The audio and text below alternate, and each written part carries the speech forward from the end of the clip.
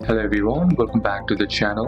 Hope you are doing well and fine, and in today's video I'll be showing you how to set up NAB Pay, Google Pay or Apple Pay properly. So without wasting any time, let's just jump right on the video and make sure to watch this video till the end and follow the steps as well. In order to set up NAB Pay, what you need to do first is check eligibility. You'll need an NAB Visa Debit, NAB Platinum Visa Debit, NAB Credit Card or NAB Platinum Visa Card, and an iPhone, Apple Watch or Android device with NFC enabled and latest NAB app or Google Pay app. Then once done, what you need to do in order to add is or activate is simply head over and open up the NAB application. Then simply tap on login on the bottom of the screen and log into your account. Then once logged into your account, what you need to do here is simply tap on My Cards section on the bottom of your screen. Then once you're inside there, you'll be provided with all your cards. Now what you need to do is just select the card which you want to set up as the NAB Pay card, and then once selected, you'll be prompted to the selected Visa card. Now among the options, you'll find an option that says Apple Pay. If you want to use Apple Pay, simply select Apple Pay. If you don't want it, simply scroll down and you'll find an option that says Google Pay. Simply select that,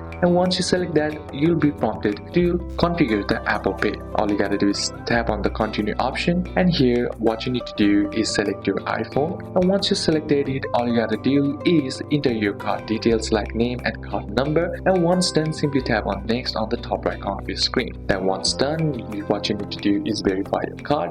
In order to verify your card, what you need to do is either text message by receiving the OTP or simply calling the NAB as well.